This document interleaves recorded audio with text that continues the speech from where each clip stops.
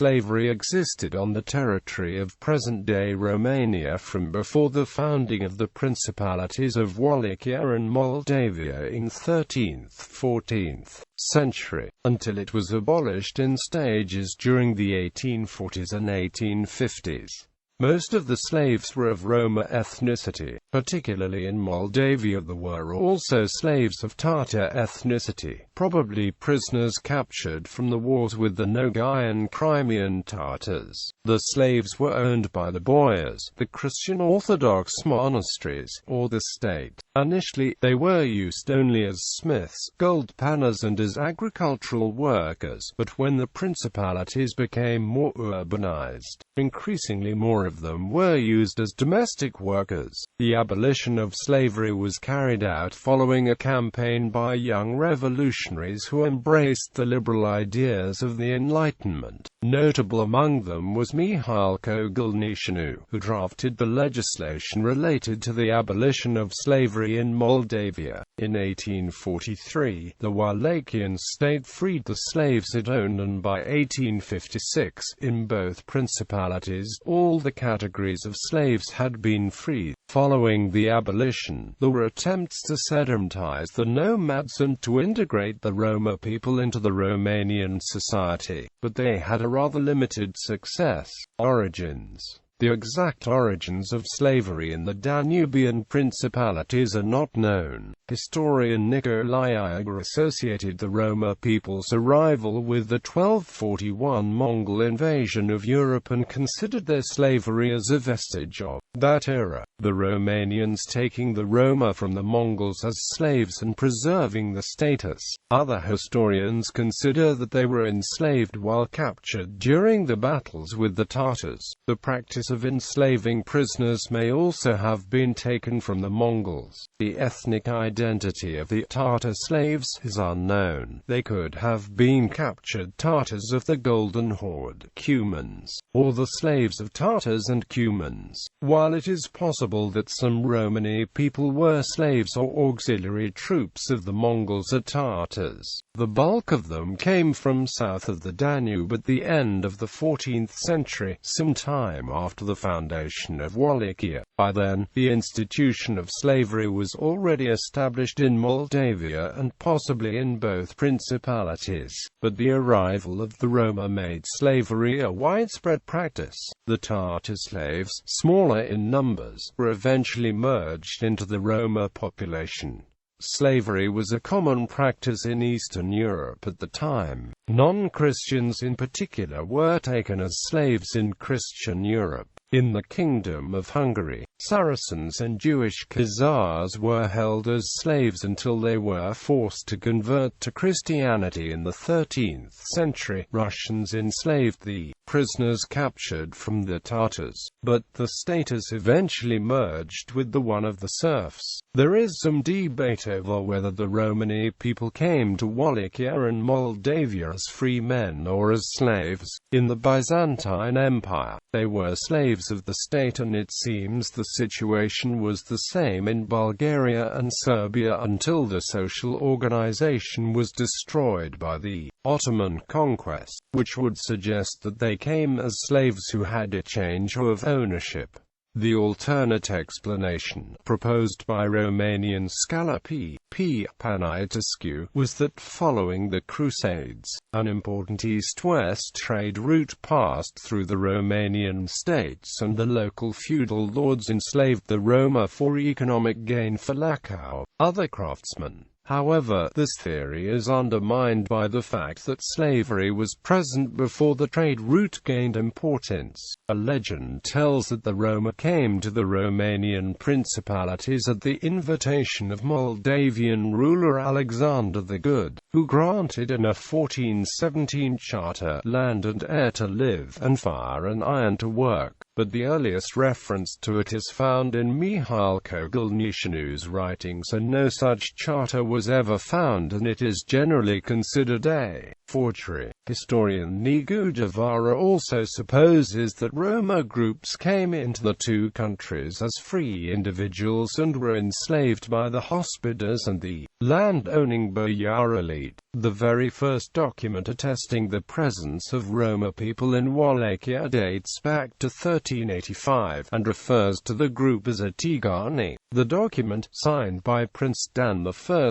have signed 40 Sales of a Tigani to Tismana Monastery, the first of such grants to be recorded. In Moldavia, the institution of slavery was attested to for the first time in a 1470 Moldavian document, through which Moldavian Prince Stefan the Great frees Wana, a Tatar slave who had fled to Jagiellon and Poland. Anthropologist Sam Beck argues that the origins of Roma slavery can be most easily explained in the practice of taking prisoners of war as slaves, a practice with a long history in the region, and that, initially, free and enslaved Roma coexisted on what became Romanian territory. There are some accounts according to which some of the Roma slaves had been captured during wars. For instance, in 1445, Vlad Dracul took by force from Bulgaria to Wallachia around 11,000–12,000 people who looked like Egyptians, presumably Roma. A German-language Moldavian chronicle recorded that, in 1471, when Stephen confronted and defeated a Wallachian force led by Prince Radusel from Ozitsosi, he took with him into slavery 17,000 gypsies.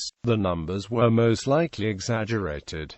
Condition of the slaves. General characteristics and slave categories. The two countries were for most of the history the only territory in Eastern and Central Europe where Roma slavery was legislated, and the place where this was most extended. As a consequence of this, British sociologist Will Guy describes Romania as a unique case, and one of the four main patterns of development in what concerns the Roma groups of the region. Traditionally, Roma slaves were divided into three categories. The smallest was owned by the hospodars, and went by the Romanian language name of Tigani-Domnești. The two other categories comprised Tigani Monasterești, who were the property of Romanian Orthodox and Greek Orthodox monasteries, and Tigani boyars, who were enslaved by the category of landowners. The status of the Tigani Domnești was better than the one of the slaves held by boyars of the monasteries, and many slaves given by the prince to private owners at monasteries ran away and joined the communities of the prince's slaves. Each of the slave categories was divided into two groups,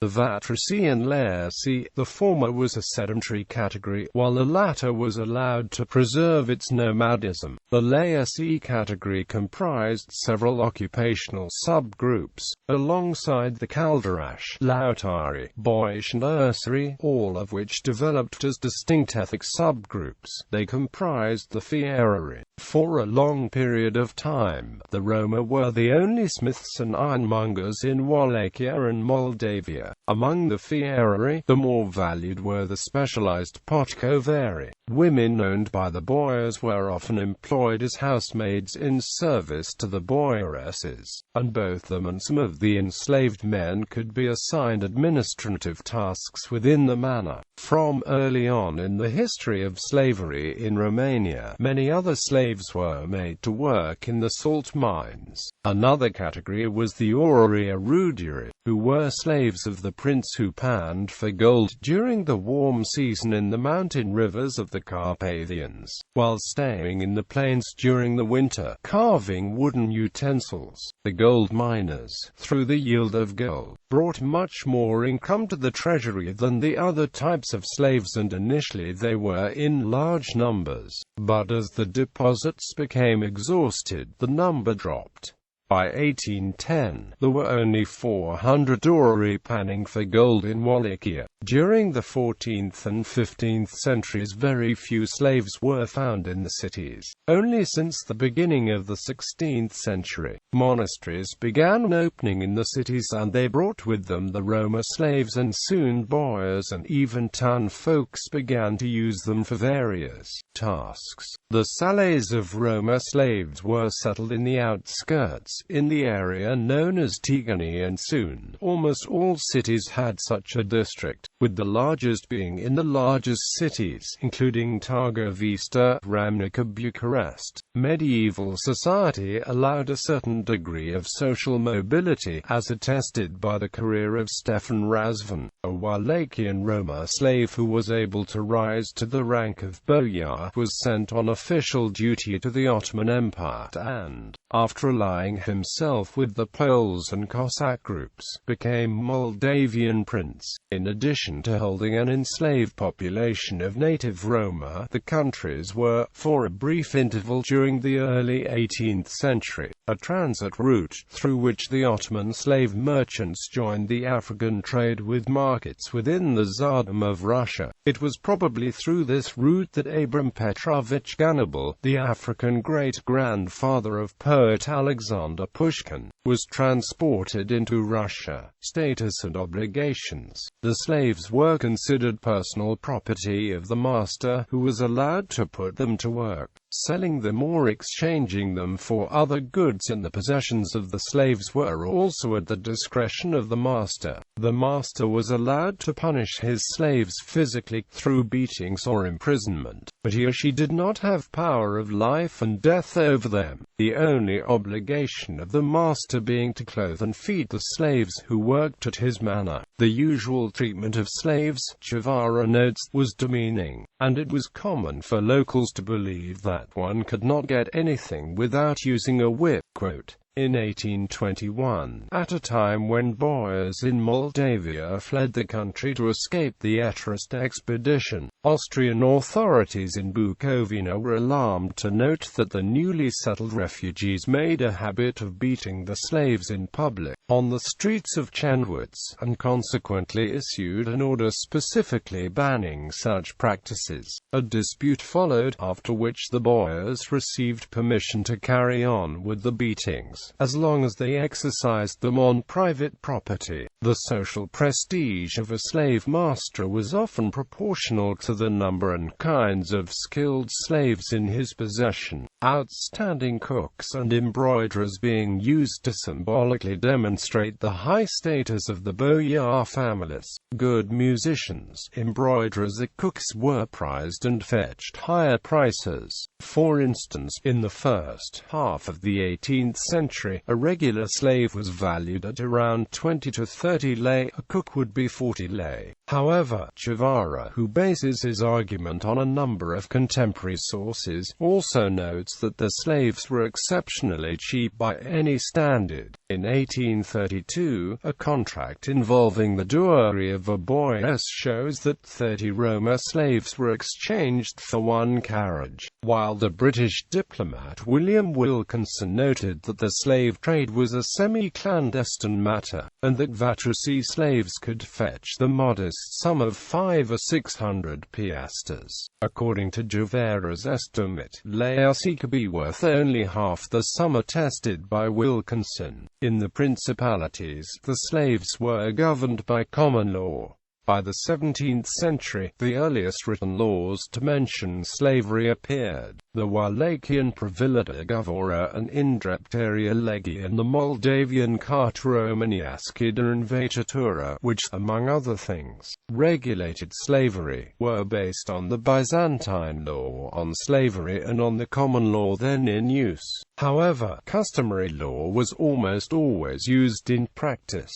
If a slave owned property, one would have to pay the same taxes as the free men. Usually, there was no tax on privately owned slaves, excepting for a short period in Moldavia. Between 1711 and 1714, Phanariot Prince Nicholas Mavrocordatos introduced the tiganit, a tax of 2 galbeni on each slave owned. It was not unusual for both boyars and monasteries to register the serfs as gypsies, so that they would not pay the taxes that were imposed on the serfs. The domesty slaves would have to pay a yearly tax named dajty. Similarly, boyar-owned laity were required to gather at the master's household once a year, usually on the autumn feast of St. Demetrius. On the occasion, each individual over the age of 15 was required to pay a sum of between 30 and 40 piastres. A slave owner had the power to free his slaves for good service, either during his lifetime or in his will, but these cases were rather rare. The other way around also happened. Free Roma sold themselves to monasteries of boyars in order to make a living. Legal disputes and disruption of the traditional lifestyles initially and down to the 15th century. Roma and Tatar slaves were all grouped into self-administrating salles, which were variously described by historians as being an extended family, a household, or even a community. Their leaders, themselves slaves, were known as sinegi, juzia vatamani, and, in addition to sorting legal disputes, collected taxes and organized labor for the owners. With time, disputes between two Roma slaves were usually dealt by the community leaders, who became known as bulabasi. Occasionally, the larger slave communities elected themselves a bulabasa, who was superior to the bulabasi and charged with solving the more divisive or complicated conflicts within the respective group. The system went unregulated, often leading to violent conflicts between slaves, which, in one such case attested for the 19th century, led to boyar intervention and the foot-whipping of those deemed guilty of insubordination. The disputes with non-slaves and the manslaughter cases were dealt by the state judiciary system. Slaves were not allowed to defend themselves or bear witness in front of a court, but they were also not responsible to damage done to free men, the owner being accountable for any such damages,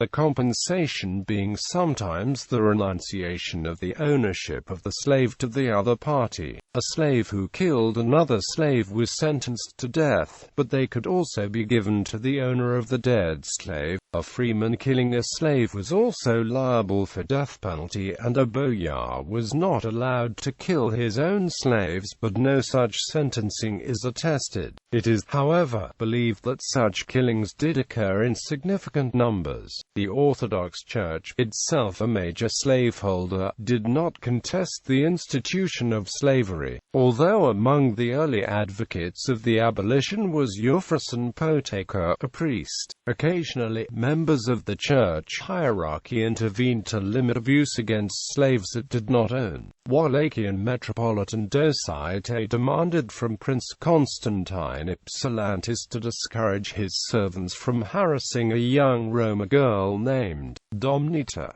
The young woman was referred to as one of the domesty slaves, although she had been freed by that moment. Like many of the serfs in the two principalities, slaves were prone to escape from the estates and seek a better life on other domains or abroad, which made boyars organize search parties and make efforts to have them return. Fugitive slaves would settle abroad in Hungary, Poland, lands of the Cossacks, the Ottoman Empire, Serbia, or from Moldavia to Wallachia and the other way around. The administrations of the two states supported the search and return of fugitive slaves to the masters. Occasionally, the hospodars organized expeditions abroad in order to find runaways, or through diplomacy, they appealed to the rulers of the lands where the runaways settled. For instance, in 1570, Logo Fat Dragon was sent by Bogdan IV of Moldavia to the King of Poland to ask for the return of 13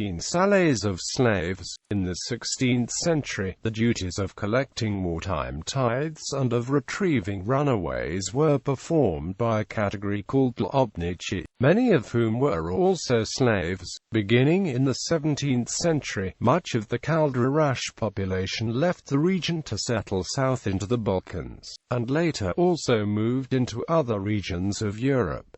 A small section of the native Roma population managed to evade the system. They lived in isolation on the margin of society, and tended to settle in places where access was a problem. They were known to locals as netoti. Around 1830, they became the target of regular manhunts, those captured being turned into tigani domnesti. A particular problem regarded the vatrasi, whose lifestyle was heavily disrupted by forced settlement and the requirement that they perform menial labor. Traditionally, this category made efforts to avoid agricultural work in service of the masters. Guevara argues that this was because their economic patterns were at a hunter-gatherer stage. Christine Reinhard, an early 19th century intellectual and wife of French diplomat Charles Frédéric Reinhard, recorded that, in 1806, a member of the Moldavian Sturza family employed a group of vatrasi at his factory. The project was reputedly abandoned after Sturza realized he was inflicting intense suffering on his employees.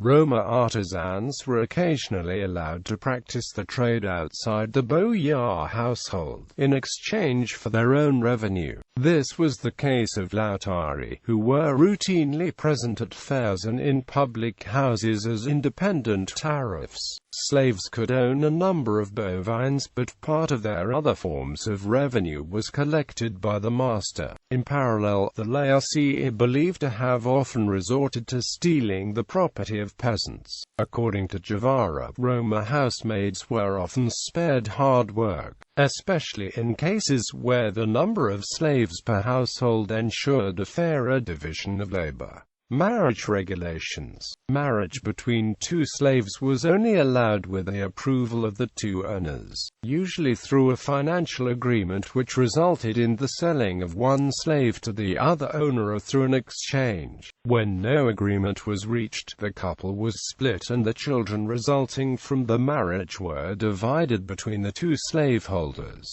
Slave owners kept strict records of the laicii slaves and, according to Guevara, were particularly anxious because the parents of slave children could sell their offspring to other masters. The slave owners separated Roma couples when selling one of the spouses. This practice was banned by Constantine Mavrocordatos in 1763 and discouraged by the Orthodox Church, which decreed in 1766 that, although they are called gypsies, the Lord created them and it is indecent to separate them like cattle. Nevertheless, splitting married spouses was still common in the 19th century. Marriage between a free person and a slave was initially possible only by the free person becoming a slave, although later on, it was possible for a free person to keep one's social status and that the children resulting from the marriage to be free people. During several periods in history, this kind of intercourse was explicitly forbidden. In Moldavia, in 1774, Prince Alexander Murasis banned marriages between free people and slaves. A similar crucible was decreed by Alexandru Mavrocordat Firaris in 1785, which not only banned such marriages, but invalidated any such existing marriage. In Wallachia, Alexander Ypsilantis banned mixed marriages in his law code, but the children resulting from such marriages were to be born free. In 1804, Constantine Ypsilantis ordered the forceful divorce of one such couple, and issued an order to have priests sealing this type of unions to be punished by the superiors. Marital relations between Roma people and the majority ethnic Romanian population were rare, due to the difference in status and, as Guevara notes, to an emerging form of racial prejudice. Nevertheless, extramarital relationships between male slave owners and female slaves, as well as the rape of Roma women by their owners, were widespread, and the illegitimate children were themselves kept as slaves on the estate. Presence in neighboring regions. The slavery of the Roma in bordering Transylvania was found especially in the fiefs and areas under the influence of Wallachia and Moldavia. these areas keeping the practice of slavery even after they were no longer under Wallachian and Moldavian possession. The earliest record of Roma in Transylvania is from around 1400, when a boyar was recorded of owning 17 dwellings of Roma in Fagaras, an area belonged to Wallachia at the time. The social organization of Fagaras was the same as in Wallachia, the Roma slaves being the slaves of boyars, the institution of slavery being kept in the voivodate of Transylvania within the Kingdom of Hungary and in the autonomous Principality of Transylvania, being only abolished with the beginning of the Habsburg domination in the 18th century. For instance, in 1556, Hungarian Queen Isabella Jagiello confirmed the possessions of some Russia boyars, which included Roma slaves. The deed was also confirmed in 1689 by Prince Michael I Apafi. The estates belonging to the Bran castle also held a large number of slaves, around 1500 at the beginning of the 16th century, the right of being a slaveholder being probably inherited from the time that the castle was owned by Wallachia. Areas under the influence of Moldavia also held slaves. For instance, it is known that Moldavian Prince Petru bought a family of Roma from the mayor of Bistrița, and that other boyars also bought slaves from Transylvania. However, only a minority of the Transylvanian Roma were slaves, most of them being royal serfs, under the direct authority of the king, being only required to pay certain taxes and perform some services for the state. Some groups of Roma being given the permission to travel freely throughout the country. In 1775, Bukovina, the scene of the 1821 incidents, was annexed from Moldavia by the Habsburgs, and inherited the practice of slavery, especially since the many monasteries in the region held a large number of Roma slaves. The number of Roma living in Bukovina was estimated in 1775 at 800 families, or 4.6% of the population. Joseph II, Holy Roman Emperor, issued an order abolishing slavery on June 19, 1783, in Chalawats, similar to other orders given throughout the empire against slavery.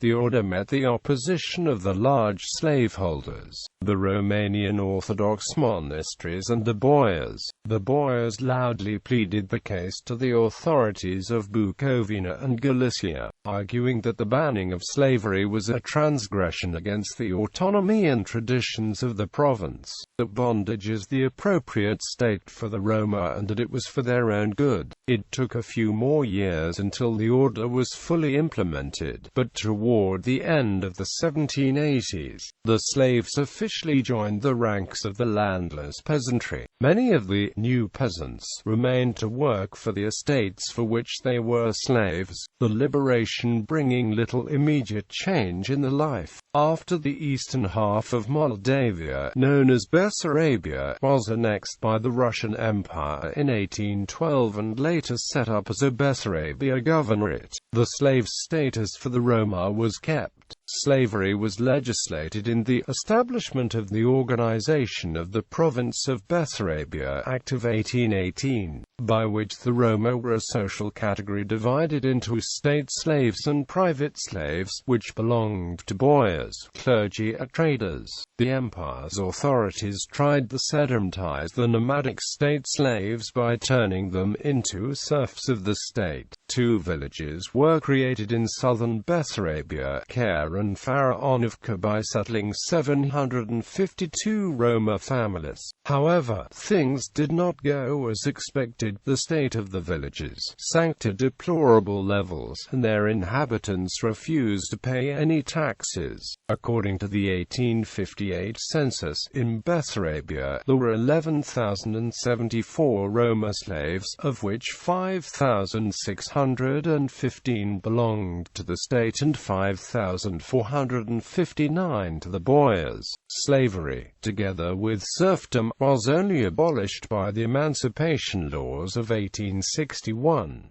As a consequence, the slaves became peasants, continuing to work for the former masters adjoining the nomadic Roma craftsmen and musicians. Estimates for the slave population. The Roma slaves were not included in the tax censuses, and as such there are no reliable statistics about them, the exception being the slaves owned by the state.